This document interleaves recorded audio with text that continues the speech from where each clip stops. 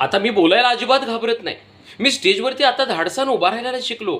हा थोडं घाबरतोय, पण मी नक्कीच बोलायला शिकेल. पण आता मला अजिबात कसलीच भीती वाटत नाही.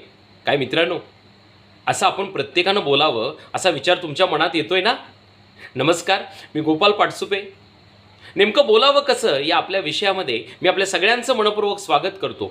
गेल्या भागामध्ये तुम्हाला आठवत असेल की आपण तुम्हाला बोलायचं आहे, भाषण करायचं आहे का वक्तृत्व करायचं आहे हे तुम्ही ठरवा असं मी म्हटलं होतं. मित्रांनो, या तिन्हीपैकी नेमकं बोलणं या विषयावरती आज आपण चर्चा करूया. आता मी का असं म्हणतोय की तुम्हाला नेमकं बोलायचं आहे का? आपण बोलतो कधी? आता हे काय, हे मी तुमच्याशी बोलतोयच ना. पण तुम्ही पाहत असाल की माझी बोलण्याची पद्धत नेमकी कशी आहे. प्रत्येकाची बोलण्याची पद्धत अगदी माझ्यासारखी तुमची आली पाहिजे किंवा कुणाची तरी आदर्शवत बघावी आणि मी तसंच अनुकरण करावं. मुळात अनुकरण करणं हे आदर्शवतच असतं, पण आपली स्वतःची एक शैली आपण निर्माण करायला शिकलं पाहिजे आणि त्या पद्धतीनं बोलायला शिकलं पाहिजे. तर नेमकं बोलावं कसं याविषयी आपण चर्चा करू आणि मग वक्तृत्व आणि भाषण या विषयाकडे जाऊ आपण. तर आपण बोलतो नेमकं कधी? जनरली आपल्या घरापासून सुरुवात होते. आपण घरामध्ये आपल्या आईशी, आपल्या बाबांशी, आपल्या वडिलांशी किंवा घरातल्या कुठल्याही व्यक्तीशी, बाहेर समाजामध्ये कुठेही जावा, आपण जे बोलतच असतो ना, अगदी नैसर्गिक आपलं बोलणं येत असतं. मग हे वेगळं काय असं? मग हे बोलणं शिकायला वेगळं काय शिकलं पाहिजे असाही प्रश्न तुमच्या मनामध्ये निर्माण होईल. पण लक्षात घ्या, वेगळं जर बोलणं शिकायचं असेल तर बघा, आपण चर्चा आयोजित केल्या जातात वेगवेगळ्या विषयांवरती. तिथं हे आपलं बोलणं असतं. त्यानंतर परिसंवाद आयोजित केले जातात. तिथं आपलं बोलणं असतं. त्याचबरोबर वेगवेगळी व्याख्यानं आयोजित केली जातात. तिथंही आपलं बोलणं असतं. पण व्याख्यान हा विषय थोडा वेगळा येतो. पण चर्चा असू दे किंवा परिसंवाद असू दे, वादविवादामध्ये सुद्धा आपलं बोलणंच असतं. कारण त्याच्यामध्ये वक्तृत्व किंवा भाषणासारखं असं ओढून तडून किंवा काय असा काय विषय आपल्याला थोडाफार करावा लागत नाही. वक्तृत्व आणि भाषणसुद्धा नैसर्गिक असावं सोडा, पण बोलणं जे आहे ते अगदी नैसर्गिक, म्हणजे अगदी आपण घरात बोलतो त्या पद्धतीचं. त्यामुळं मग वादविवाद, परिसंवाद, चर्चा किंवा कुठलाही कार्यक्रम असतो की त्यामध्ये आपल्याला बोलायचं आहे. पण खरं सगळ्यात पहिल्यांदा आपण सर्वांनी एक डोक्यामध्ये ठेवा की चर्चा, परिसंवाद, वादविवाद किंवा या बोलण्यामध्ये, भाषणामध्ये किंवा वक्तृत्वामध्ये काय महत्त्वाचं असेल तर आपला अभ्यास तितकाच महत्त्वाचा आहे.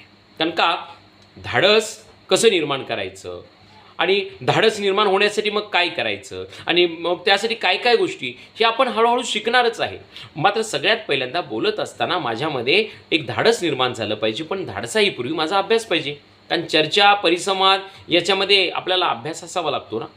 कारण कोणताही एक विषय दिला जातो आणि त्या विषयावरती आपल्याला विवाद करायचा असतो, वाद घालायचा असतो, चर्चा करायची असते, परिसंवाद करायचा असतो. मग या प्रसंगी मात्र आपला अभ्यास असणं गरजेचं आहे. मग अभ्यास कसा होणार हो?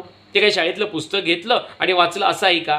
तर नक्कीच नाही. तर यासाठी आपल्याला जेव्हा जेव्हा संधी मिळेल तेव्हा छोटी मोठी काही प्रेरणात्मक पुस्तकांचं वाचन केलं पाहिजे. आणि लक्षात घ्या, वाचल्याशिवाय तुम्ही बोलू शकत नाही. मग भले ते वक्तृत्व असेल किंवा भाषण असेल आणि हे आपलं बोलणं असेल. साधं चार चौघामध्ये आपण बसलो की नाही, काय करतो आपण?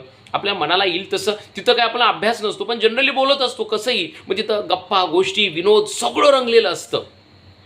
पण जेव्हा ठरवून एखादा कार्यक्रम आखला जातो तिथं मात्र आमची बोबडी वळते. अरे हे कसं बोलायचं? अरे नेमकं काय करायचं? म्हणून यासाठी जो विषय असेल त्या विषयाच्या अनुषंगानं काही गोष्टींचा आपला अभ्यास असणं गरजेचं आहे, म्हणजे वाचन असणं गरजेचं आहे. आणि मग ते वाचल्यानंतर त्यातले काही मुद्दे काढणं हे खूप गरजेचं आहे. आणि ते मुद्दे कसे काढावे किंवा काय या संदर्भात सुद्धा आपल्याला मार्गदर्शन मिळणं हे खूप गरजेचं आहे. ते मुद्दे काढल्यानंतर ते मुद्दे कसे लक्षात ठेवावे, बरं ते मुद्दे लक्षात ठेवल्यानंतर त्याची मांडणी कशी करावी आणि ती मांडणी करत असताना समोरचा काय बोलतोय, मग आपलं बोलणं काय यावं. बरं तिथं मग काही कुठेही बोलून चालत नाही ना.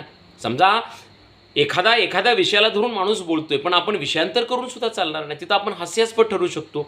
त्यामुळं चार चौघांमध्ये बसल्यानंतरचं बोलणं, परिसंवादातलं बोलणं, चर्चेतलं बोलणं आणि एखाद्या व्याख्यानातलं बोलणं असू दे, ह्या सगळ्या गोष्टींमध्ये एक फरक आहे, लक्षात घ्या. आपल्याला एक अभ्यासपूर्ण बोलणं आपलं असलं पाहिजे. यासाठी आपलं वाचन, म्हणजे थोडक्यात काय तर तुम्हाला वाचन करावं लागेल. आता कुठल्या गोष्टींचं वाचन करायचं? प्रेरणात्मक अनेक महापुरुषांच्या गोष्टी आहेत.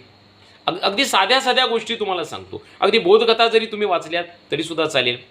आजच्या चालू घडामोडी आहेत, जगात काय चाललं किंवा काय या गोष्टींचं तुम्हाला ज्ञान पाहिजे. म्हणजे अगदी आपल्या गावापासून ते आंतरराष्ट्रीय स्तरापर्यंत काही ठळक गोष्टी बघून काल काय झालं, गेल्या महिन्यामध्ये काय झालं, परवामध्ये काय झालं. म्हणजे काय आपल्याला MPSCची परीक्षा द्यायची नाही सोडा, पण तरीसुद्धा कुठल्याही चर्चेमध्ये बोलायचं असेल, अभ्यास असेल, तर तिथं आपण प्लसमध्ये ठरतो. आणि आता अभ्यासाशिवाय बोलणंसुद्धा निरर्थक असतं. आपल्याला सगळे खुळ्यात काढतील, हसतील सगळे. त्यामुळे आपलं बोलणं जर अभ्यासपूर्ण असेल ना, तर खऱ्या अर्थानं तिथं आपल्या त्या बोलण्याला महत्त्व दिलं जातं आणि तिथून आपल्या बोलण्याला एक किंमत येते.